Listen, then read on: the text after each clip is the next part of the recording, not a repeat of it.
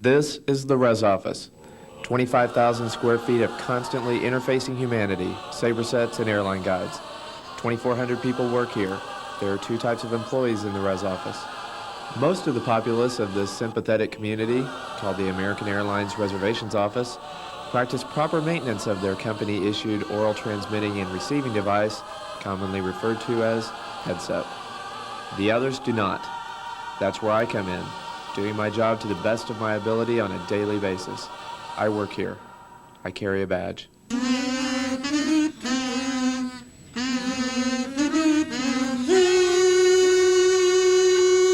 Ladies and gentlemen, the story you are about to see is true. The names have been changed to protect the innocent.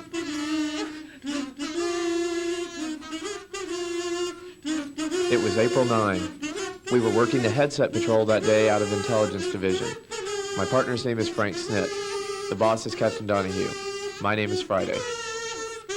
It was 7:29 p.m. Saturday, the second floor of the reservations office, the criminal lab. What have you got on it, Mo? The dead set, standard company issue, total lack of regard for maintenance and storage. Typical set, frees one's hands from the physical restrictions of standard telecommunications devices. How is that, Mo? Leaves both hands free. Any suspects? Yes, Miller, Mike, DP 50334, a general sales rep, came from a broken team, satisfactory attendance, a slippage problem, call work time 15 seconds, call talk time 215 seconds. What evidence have you got? Looks like a Plantronic Starset 2. Can't be sure, waiting on the lab report. It was found on the floor. It's probably 4 to 5 months old. Wasn't a pretty sight. This one had been put through the ringer. A real shame. This headset has been pulled from the Collins pad by the cord, the work of a seasoned hood. And see this wire attaching the microphone to the earpiece? Twisted into a sadistic mess. What kind of a person would do something like this? That's not all. The quick disconnect has a message written on it. Frank Lorenzo, #1.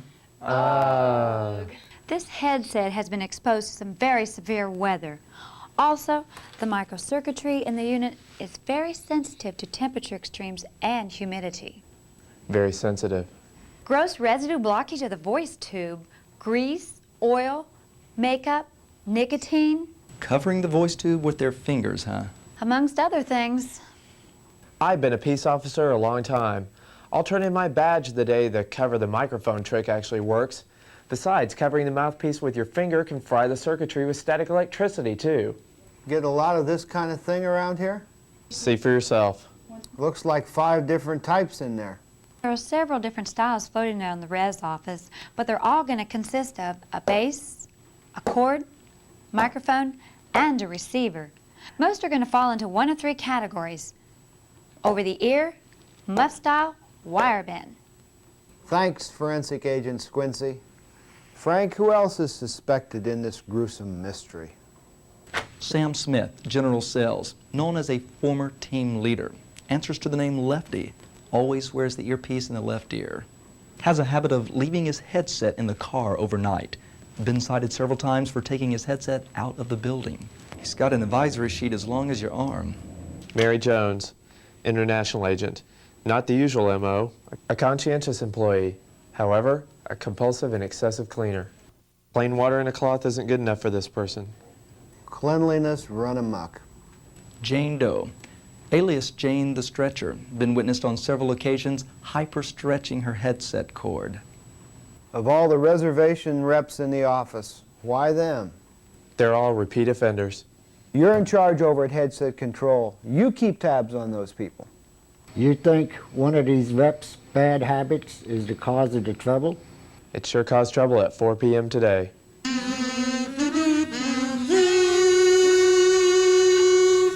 Saturday, April 9, 7:04 p.m. An immediate meeting was called by Chairman Crandall. It was over at 8:47. Present was Vice President Customer Services, Managing Director Reservations, Division Manager, Supervisor Employee Relations, and a personnel representative, besides Frank and myself. It appeared to be a gangland breakage.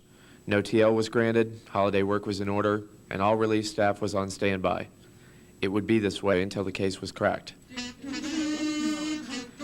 8:59 p.m. As a result of our preliminary investigation, it was decided all suspects and their known associates be brought in for questioning. Arrests were made quickly to avoid possible collusion. It was 9:07 when we arrived in interrogation. The suspect was sullen and uncooperative. You ain't got no right to bring me in. Where were you at 4 p.m. today? I got TL'd. What's it to you? And I suppose you always put your set in his pouch. I don't have to say anything until my supervisor gets here. Have you checked your transmitting and hearing units for blockages?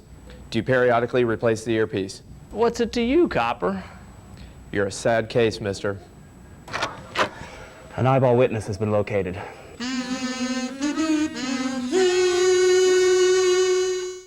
Yeah, that's the one. Sunday, April 10, 11:27 a.m.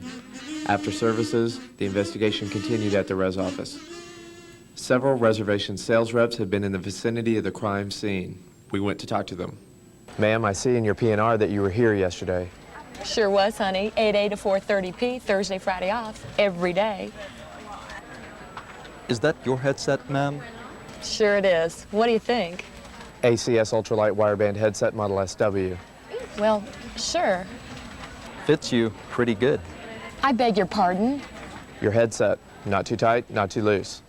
No, it's easy to adjust. You just bend it in to tighten or bend it out to loosen. And the microphone? I leave that about 1 inch from the front of my mouth.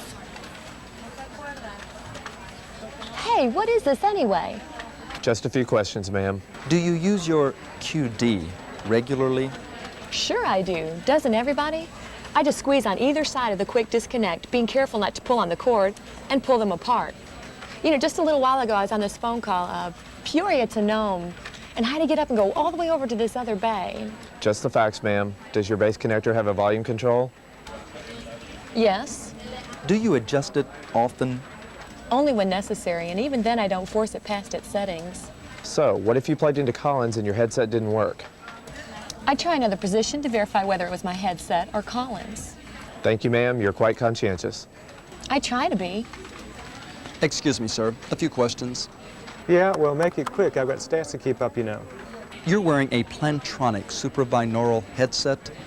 No, the Plantronic Starset 2. She's wearing the super binaural. Ma'am, if we could have a word with you also. About the incident yesterday afternoon. Around 4 p.m., You saw something. I went unavailable to show someone how to get my headset on. You know, put it behind the ear and tilt forward, then insert earpiece just above the ear canal, but never pushed into it. But that wasn't the style of headset the other person had. So I showed her mine just like this. Place the cushion earpiece over the ear and pull or push the pad on the opposite side of the head till the set rests comfortably on your head. 2:15 p.m. Frank and I returned to Captain Donahue's office. He agreed with our conclusions. That's right. With proper maintenance and respect, one of these sets should last for years. Unfortunately, over 400 headsets are turned in every month because of neglect and abuse. With repairs at $30 a set, that results in $134,000 yearly. What a blow to profit sharing. One thing's for sure, no one's going to be turning a profit on this headset.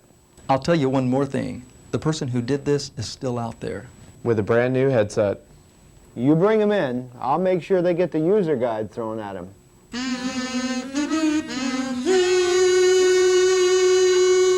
Suspect number 1 is currently cleaning voice tubes at the Fly-By-Night Airlines reservations office. Suspect number 2 has recently been seen working for the SPCA rescuing animals from parked cars. Suspect number 3 is now the owner of her own cleaning service and doing quite well. Suspect number 4 is in school earning an associate's degree in chiropractic. Do you think he would ever say, "You betcha"? You betcha. With repairs at $30 a set, with repairs at $30 a year, Very sensitive.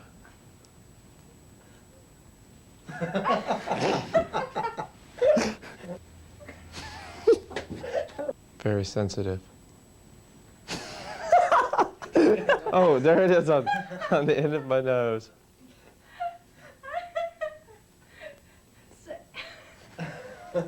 Yeah, there are several different styles floating around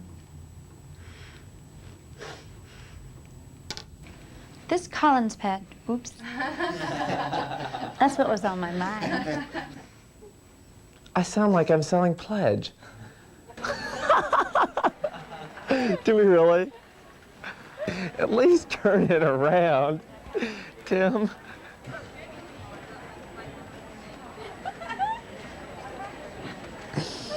Oh dear. I'm being a star.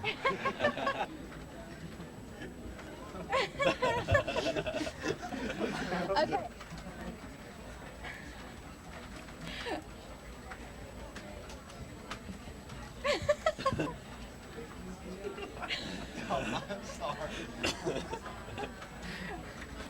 Just the facts, Senora.